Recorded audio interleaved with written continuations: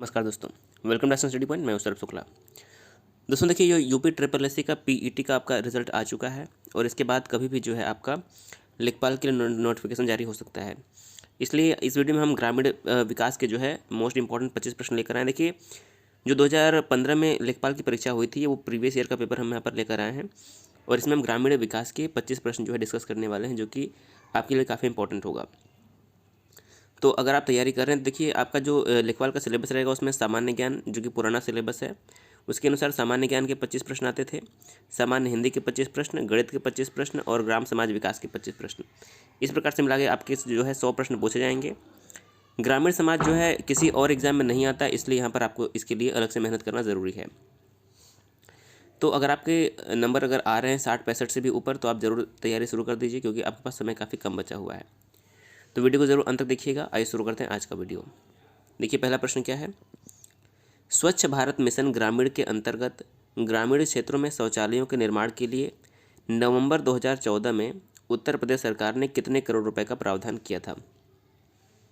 क्योंकि ये एग्जाम 2015 में हुआ था, इसलिए एक करंट अफेयर की दृष्टि से भी क्वेश्चन बन रहा था कि 2014 में उत्तर प्रदेश सरकार ने कितने करोड़ रुपए का प्रावधान किया था।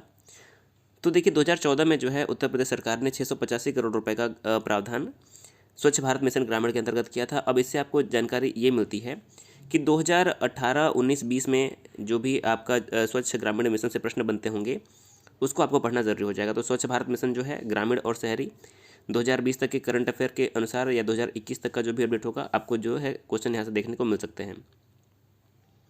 दूसरा प्रश्न है, भारत की जनगणना 2011 के अनुसार उत्तर प्रदेश का प्रति वर्ग किलोमीटर जनसंख्या घनत्व क्या है। अब देखिए, काफ़ी इंपॉर्टेंट है, जो कि हमारा जनगणना 2011 में हुआ था, उसके अनुसार यदि हम जनघनत्व की बात करें तो वो 829 व्यक्ति प्रति वर्ग किलोमीटर आपका जो है सही आंसर हो जाएगा, 829। और 2011 की जनगणना के अनुसार उत्तर प्रदेश जनसंख्या के मामले में पूरे देश में जो है पहले स्थान पर है। ये भी आप जो है याद रखिए। अगला प्रश्न है, राष्ट्रीय ग्रामीण पेयजल कार्यक्रम, जिसे हम क्या बोलते हैं, NRDWP, इसका शॉर्ट फॉर्म, इसका फुल फॉर्म आपको याद होना चाहिए, यानी कि national rural drinking water program. इसका फुल फॉर्म भी आपसे पूछा जा सकता है। तो क्या हो जाएगा, national rural drinking water program के अंतर्गत 2022 तक देश में हर ग्रामीण व्यक्ति को उनके घरेलू परिसरों में या उनके घरों में क्षैतिज या ऊर्ध्वाधर दिशा में 50 मीटर की दूरी से कम पर कितने लीटर प्रति व्यक्ति प्रतिदिन पेयजल उपलब्ध होना चाहिए। तो यहाँ पर पूछा गया कि प्रति व्यक्ति प्रतिदिन कितने लीटर जल उपलब्ध होना चाहिए। तो यहाँ पर आपका सही आंसर हो जाएगा, प्रति व्यक्ति प्रतिदिन 70 लीटर जो है जल उपलब्ध करने की योजना बनाई गई है और इसका लक्ष्य रखा गया है 2022 तक। देखिए, इसके लिए केंद्र में एक सरकार भी बनाई गई है, जिसे हम कहते हैं जल शक्ति मंत्रालय, और इसका जो एक योजना है हर घर नल योजना। तो हर घर नल से जल वाला जो परियोजना है 2022 का लक्ष्य रखा गया है। और हमारे वर्तमान में जल शक्ति मंत्री कौन है, तो गजेंद्र सिंह शेखावत जो है जल शक्ति मंत्री बनाए गए हैं। इनका भी नाम आपके लिए इंपॉर्टेंट है। 79 नंबर प्रश्न है, उत्तर प्रदेश में 75 जिलों सहित कितने प्रमुख मंडल हैं। तो उत्तर प्रदेश में वर्तमान में जो जिलों की संख्या है वो 75 है, और यदि हम मंडल की बात करें तो कुल मंडल की संख्या 18 है। यहाँ से भी सीधे प्रश्न बन सकता है। 80 नंबर प्रश्न है, सामाजिक वानिकी कार्यक्रम का उद्देश्य निम्नलिखित सभी क्षेत्रों में बड़े पैमाने पर वृक्षारोपण है, किसके सिवाय, यानी कि किसके सिवाय सभी क्षेत्रों पर वृक्षारोपण का उद्देश्य है। तो जो सामाजिक वानिकी कार्यक्रम पहला दिया है कि फसल के लिए अनुपयुक्त सार्वजनिक भूमि पर, यानी कि यहाँ पर तो होना चाहिए, इसका सिवाय नहीं होना चाहिए, लिखा है नगरीय औद्योगिक संपदाओं में। देखिए, दूसरा ऑप्शन सही है, नगरीय औद्योगिक संपदाओं के सिवाय इन सभी में, यानी कि फसल के लिए अनुपयुक्त सार्वजनिक भूमि पर, सड़कों एवं रेल पटरियों के साथ साथ और निम्नलिखित वन आरक्षित क्षेत्रों में, इन सभी पर जो है वृक्षारोपण का उद्देश्य है, केवल नगरीय औद्योगिक संपदाओं के सिवाय। तो ऑप्शन नंबर बी यहाँ पर सही हो जाएगा। 81 नंबर प्रश्न है, उत्तर प्रदेश में किस वर्ष में MGNREGA प्रारंभ किया गया। देखिए, इसका पहले तो फुल फॉर्म भी किसी प्रश्न में पूछा जा सकता है। तो MGNREGA का फुल फॉर्म क्या होता है, Mahatma Gandhi national rural employment guarantee act. तो क्या हो जाएगा, Mahatma Gandhi national rural employment guarantee act. और ये जो है 2005 में लाया गया था। इसको पहले आप याद रखिए, पूरे देश में कब लाया गया था, 2005 में। और उत्तर प्रदेश यहाँ पर लिखा है, तो उत्तर प्रदेश में जो है ये 2006 में जो है लाया गया था। तो 2006 में उत्तर प्रदेश में लागू हुआ, तो हमारा यहाँ पर सही आंसर 2006। यदि देश पूछेगा तो 2005, उत्तर प्रदेश में 2006। 82वां प्रश्न है, क्षेत्रफल की दृष्टि से उत्तर प्रदेश का भारत के राज्यों में कौन सा स्थान है? तो देखिए, जनसंख्या की दृष्टि से उत्तर प्रदेश का प्रदेश में पहला स्थान है और यहाँ पर क्षेत्रफल पूछा गया है। तो देखिए, क्षेत्रफल की दृष्टि से पहला स्थान किसका है? राजस्थान का। दूसरा स्थान किसका है? मध्य प्रदेश का। तीसरा स्थान किसका है? महाराष्ट्र का। और चौथा स्थान जो है हमारा उत्तर प्रदेश का हो जाएगा। तो क्षेत्रफल की दृष्टि से उत्तर प्रदेश का चौथा स्थान, इसको आप याद रखिए, ऑप्शन नंबर ए करेक्ट हो जाएगा। 83 नंबर प्रश्न है, 9वीं पंचवर्षीय योजना जो कि 1997 से 2002 के बीच में चली थी, में ग्रामीण क्षेत्रों में बीपीएल यानी कि बिलो पॉवर्टी लाइन यानी गरीबी रेखा से नीचे के लिए निश्चित की गई वार्षिक पारिवारिक आय का स्तर क्या था? तो 9वीं पंचवर्षीय योजना में जो बीपीएल के लिए जो वार्षिक पारिवारिक आय निश्चित की गई थी वो आपके यहाँ पर कितनी हो जाएगी? 20,000 रुपये हो जाएगी। यहाँ पर सही आंसर क्या हो जाएगा? 20,000 रुपये वार्षिक आय जो है निश्चित की गई थी बिलो पॉवर्टी लाइन यानी गरीबी रेखा से नीचे के लिए। 84 नंबर प्रश्न है, उत्तर प्रदेश में प्रमुख रेल इंजन संयंत्र कहाँ पर स्थित है? तो यहाँ पर रेल इंजन संयंत्र की बात की जा रही है। देखिए, यदि पूछा जाए कि डीजल लोकोमोटिव वर्क कहाँ पे होता है उत्तर प्रदेश में, तो इसका नाम था डीजल लोकोमोटिव वर्क जो कि DLW बनारस में है। अब इसका नाम बदल कर दिया गया है बनारस लोकोमोटिव वर्क। और यहाँ से आप पूछा गया कि उत्तर प्रदेश में प्रमुख रेल इंजन संयंत्र कहाँ पर है, तो आपका सही आंसर हो जाएगा मुगल सराय क्षेत्र, यहाँ पर जो है ऑप्शन नंबर ए करेक्ट हो जाएगा। 85 नंबर प्रश्न है, उत्तर प्रदेश राजमार्ग भू नियंत्रण अधिनियम किस वर्ष में पारित किया गया? तो उत्तर प्रदेश राजमार्ग भू नियंत्रण अधिनियम जो है 1945 यानी कि 1945 में ही पारित कर दिया गया था। 86 नंबर प्रश्न है, अंबेडकर विशेष रोजगार योजना जिसे हम AVRY कहते हैं, अंबेडकर विशेष रोजगार योजना के अंतर्गत सामान्य श्रेणी लाभार्थियों के लिए उपलब्ध इकाई लागत प्रतिशतता एवं अधिकतम आर्थिक सहायता सब्सिडी धनराशि कितनी है? तो देखिए, यहाँ पर सही आंसर हो जाएगा कि जो उपलब्ध इकाई लागत प्रतिशतता है वो 25% है और आर्थिक जो सहायता है वो 7,500 रुपये है। ऑप्शन नंबर ए करेक्ट हो जाएगा।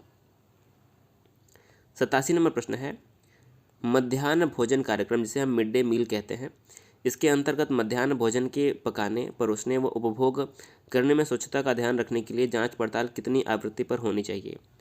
तो इसके लिए जो जांच होनी चाहिए वो दैनिक आवृत्ति पर होनी चाहिए, यानी कि रेगुलर होनी चाहिए। ऑप्शन नंबर ए यहाँ पर सही हो जाएगा। 88 नंबर प्रश्न है, एक ग्राम पंचायत में महिलाओं के लिए कितने प्रतिशत पद आरक्षित होने चाहिए? तो देखिए, जो ग्राम पंचायत में होता है वो यानी कि आप देखें क्षेत्रीय प्रशासन में तो 33% जो है पद महिलाओं के लिए आरक्षित होते हैं। हमारा सही आंसर क्या हो जाएगा? तो ऑप्शन नंबर ए करेक्ट हो जाएगा। 89 नंबर प्रश्न है, उत्तर प्रदेश राज्य के वित्तीय स्वास्थ्य की देखरेख तथा सरकारी लेन देन में पारदर्शिता लाने के लिए कौन सी वेबसाइट तैयार की गई है? तो ये तैयार की गई है कोसवानी website. Option number C correct हो जाएगा। 90 नंबर प्रश्न है, मध्य भारत में 1 बीघा कितने हेक्टेयर के बराबर होता है? तो देखिए, यदि हम मध्य भारत की बात करें तो उसमें 1 बीघा कितने हेक्टेयर के बराबर होता है? सही आंसर हो जाएगा 0.2529 हेक्टेयर। यदि हम हेक्टेयर की बात करें तो देखिए, आपका यहाँ पर जो है 1 हेक्टेयर में यदि हम बात करें तो 1 हेक्टेयर में 3.95 बीघा होता है और इसके अनुसार आप 1/3 इसको जब डिवाइड करेंगे तो 0.2531 यानी कि 2 इसके आसपास आएगा, तो 0.2529 जो है हेक्टेयर आपका यहाँ पर सही आंसर हो जाएगा। 91 नंबर प्रश्न है, कौन से शास्त्रीय नृत्य रूप का उत्तर प्रदेश में उद्भव हुआ? तो देखिए, कुचिपुड़ी जो है ये आपका आंध्र प्रदेश का शास्त्रीय नृत्य है। घूमर जो है राजस्थान का नृत्य है। भरतनाट्यम तमिलनाडु का नृत्य है। लेकिन ऑप्शन नंबर से जो कथक है इसका उद्भव जो है उत्तर प्रदेश में हुआ है और ये उत्तर प्रदेश का शास्त्रीय नृत्य है, तो कथक यहाँ पर सही आंसर हो जाएगा। 92 नंबर प्रश्न है, जमाबंदी से क्या तात्पर्य है? तो जो जमाबंदी का तात्पर्य होता है वो भू अधिकारों के प्रलेख से होता है। क्या होता है? भू अधिकारों के प्रलेख। ऑप्शन नंबर सी यहाँ पर करेक्ट होगा। 93 नंबर प्रश्न है, SGSY का पूर्ण रूप क्या है? तो SGSY का पूर्ण रूप हो जाएगा स्वर्ण जयंती ग्राम स्वरोजगार योजना। स्वर्ण जयंती ग्राम स्वरोजगार योजना, इसकी शुरुआत कब की गई थी? तो इसकी शुरुआत की गई थी 1 अप्रैल 1999 में। स्वर्ण जयंती ग्राम स्वरोजगार योजना की शुरुआत 1 अप्रैल 1999 में की गई थी। ऑप्शन नंबर हमारा यहाँ पर ए करेक्ट आंसर हो जाएगा इसका। 94 नंबर प्रश्न है, किस मंडल को विश्व के उत्कृष्ट कालीन उद्योगों का केंद्र माना जाता है? तो यदि हम कालीन उद्योगों की बात करें तो मिर्ज़ापुर में जो है इसे उत्कृष्ट कालीन उद्योग का केंद्र माना जाता है। ऑप्शन नंबर सी करेक्ट हो जाएगा। यदि हम अलीगढ़ की बात करें तो देखिए, अलीगढ़ ताले एवं हार्डवेयर के लिए प्रसिद्ध है। आजमगढ़ की बात करें तो आजमगढ़ काली मिट्टी की कलाकृतियों के लिए प्रसिद्ध है। दोनों का नाम आपको याद रखना है। 95 नंबर प्रश्न है, उत्तर प्रदेश में लिंगानुपात वर्ष 2001 में 898 था, से 2011 में कहाँ तक पहुँच गया। देखिए 2001 में उत्तर प्रदेश का जो लिंगानुपात था वो 898 था, जो कि 2011 में 912 तक जो है पहुँच चुका है। तो ऑप्शन नंबर हमारा सी करेक्ट हो जाएगा। यदि हम राष्ट्रीय लिंगानुपात की बात करें तो हमारा जो देश का राष्ट्रीय लिंगानुपात है वो 943 है। तो हमारा जो राजकीय लिंगानुपात है उत्तर प्रदेश का, वो अभी भी हमारे जो है राष्ट्रीय लिंगानुपात से कम है। तो ऑप्शन नंबर हमारा सी करेक्ट हो जाएगा। 96 नंबर प्रश्न है, उत्तर प्रदेश में किस प्रकार की मिलें सबसे अधिक संख्या में है। चावल, इस्पाती बेलनी, चीनी या फिर कपड़ा। तो देखिए उत्तर प्रदेश में चीनी मिल जो है सर्वाधिक मात्रा में है। ऑप्शन नंबर हमारा डी करेक्ट हो जाएगा, क्योंकि यहाँ पर गन्ने का उत्पादन काफ़ी अच्छी मात्रा में होता है, इसलिए डी करेक्ट हो जाएगा। 97 नंबर प्रश्न है कि बीपीएल सूचियों से छूटे हुए बीपीएल परिवारों को लाभ पहुंचाने के लिए कौन सी योजना प्रारंभ की गई थी। तो जो बीपीएल परिवार से वंचित परिवार थे उनको लाभ पहुंचाने के लिए समाजवादी पेंशन स्कीम जो है लागू किया गया था। ऑप्शन नंबर हमारे यहाँ पर ए करेक्ट हो जाएगा।